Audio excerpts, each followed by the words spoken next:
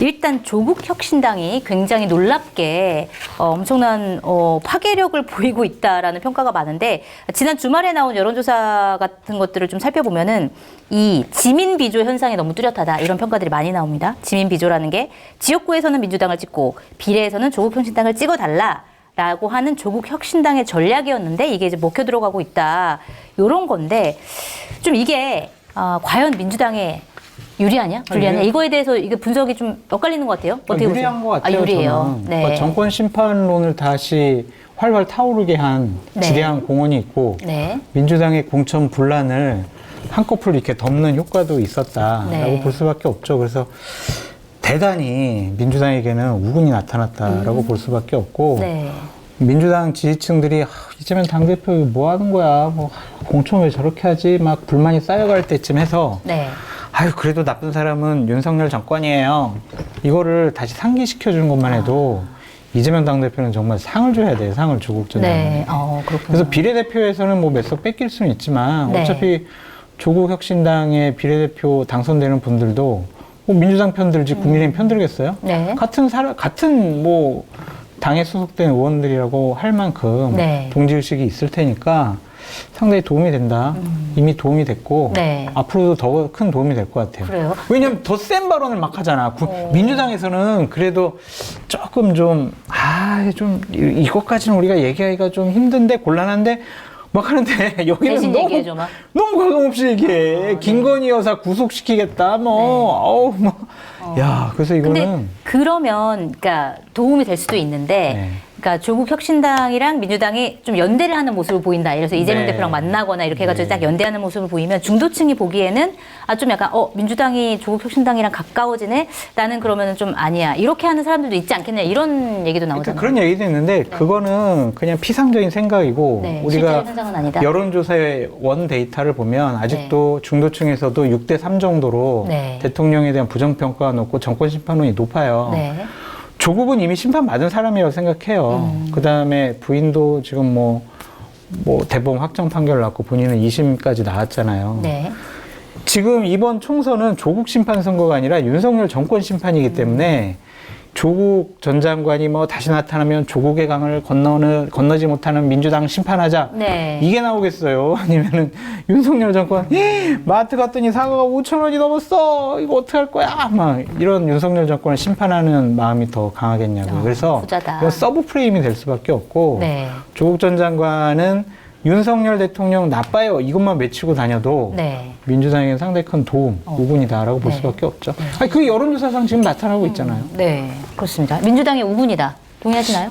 그러니까 무미건조한 민주당엔 우군이지만 네. 이 무미건조라는 표현은 그냥 약간 정말 그냥 딱 순수한 단어 자체로 그냥 이재명 대표의 민주당엔 우군일까? 그건 잘 모르겠어요. 그래요? 근데 분명한 건 네. 국민의힘에는 완전한 적군이고 국민의힘에겐 큰 괴멸적 타격을 줬다라고 네. 볼 수 있겠죠. 네. 괴멸적 타격까지. 아니 괴멸까지는 아니고 그냥 약간 스크래치? 괴멸할 뻔한 이 정도로.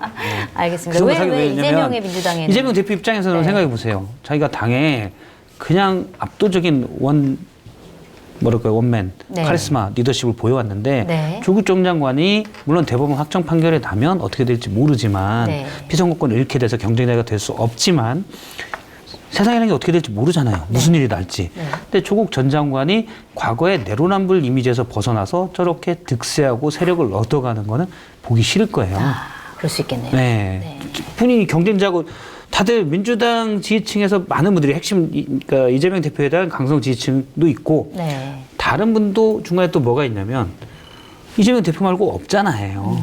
근데 새로운 세력이 막 나타나요. 네. 만약에 대법원에서 파기환송이 되고 다시 고법에서 막 얘기했는데 시간 끌고 뭐하고 그러면은 2027년 대선인데 2026년 상반기까지 결정이 안 나면 네. 법원에서도 나중에 결정하기도 좀 애매하고 유력 대선 주자인데 네. 그러면 어떻게 될지 모르잖아요.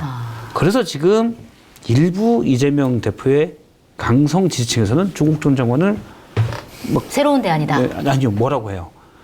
저 사람 경쟁자가 될 수 때문에. 있으니까 그래서 그렇구나. 몰빵으로 해야 된다. 이른바 몰빵은 그쪽에서 쓰는 표현이에요. 몰빵이구나. 커뮤니티에서 네. 이재명 대표에게 몰빵하기 위해서는 비례도 조국 혁신당에 주면 안 된다라고 얘기를 해요. 아. 왜? 조국 전 장관 지금 대표죠. 네. 조국 대표의 덩치가 커질까봐. 아하. 이재명 대표도 뭐 좋겠어요. 상대방이 그냥 생판 모르는 사람도 커지면 내가 작아지는 거니까 기분 나쁜 건데 네. 사돈이 돈 사면 배 아픈 거는 인지상정이에요. 네. 근데 잠재적 라이벌이 커지잖아요. 기분 안 좋겠죠. 그래서 제가 이재명 대표 입장에서 모르지만 일단 국민의힘 전체 의석수 그리고 민주당의 의석수 차원에서는 분명히 이재명 대표의 공천 파동에 실망한 민주당 지지층도 네.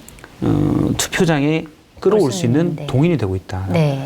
저는 사실 뭐 이런 거 봐요. 그러니까 그런 조국 대표가 맞냐?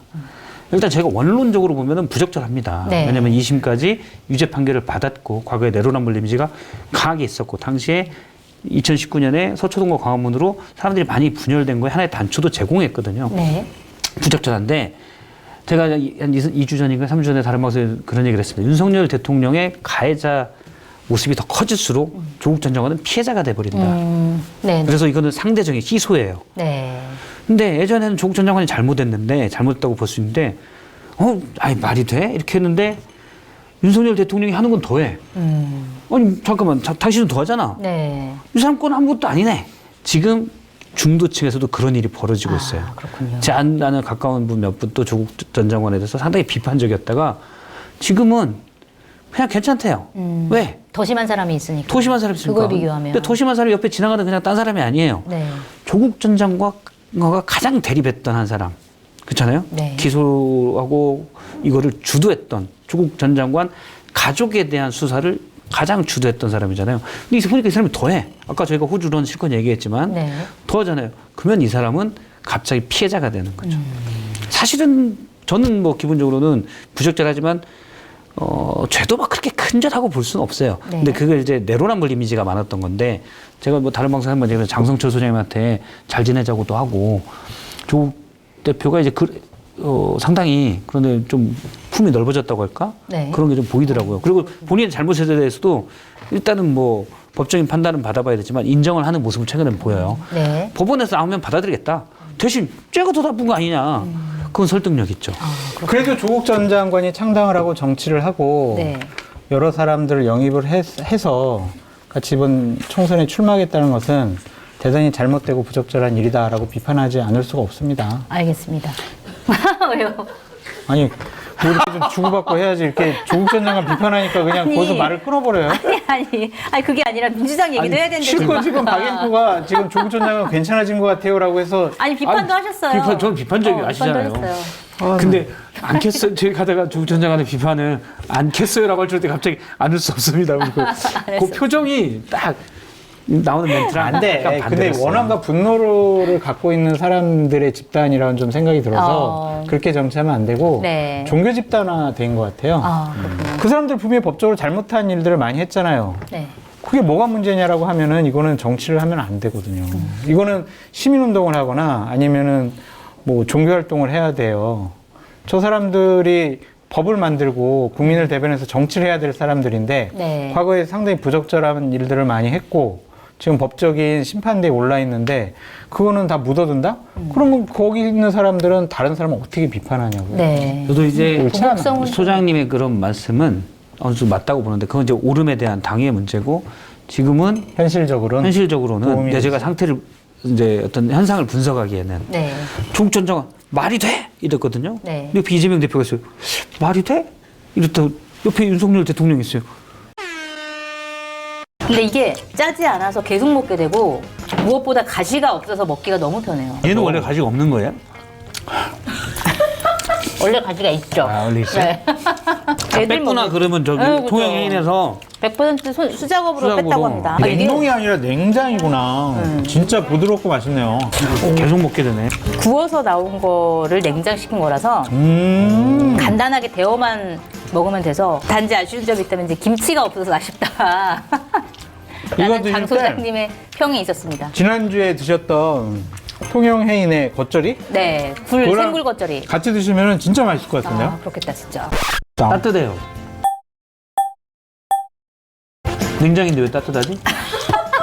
작가님께서 에어프라이어에 구워 주셨습니다. 이번 시간엔 550도 화덕에서 구운 순살 고등어, 순살 이면수, 순살 가자미를 준비했습니다. 네이버에서 통영해인을 검색하시면 되고요. 시청자 여러분의 많은 관심 부탁드립니다. 지금은 현실적으로는 현실적으로는 도움이 이제 제가 상태를 이제 어떤 현상을 분석하기에는 네. 조국 전 장관 말이 돼 이랬거든요. 네. 옆에 이재명 대표가 있어요. 말이 돼? 이랬다. 옆에 윤석열 대통령이 있어요.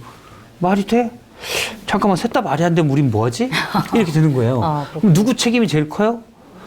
국정을 운영하는 대통령 책임이 정부 제일 책임이 커요. 크다. 그다음에 제1야당 대표 책임이 있겠고 네. 어떻게 보면 조국 대표의 책임은 제일 작아 보일 수 있어요. 그리고 네. 이미 많이 지났고. 지지자들 입장에서 보기에는 그래서 그러면 이걸 세 네. 분은 제가 그래서 전번에 얘기했잖아요.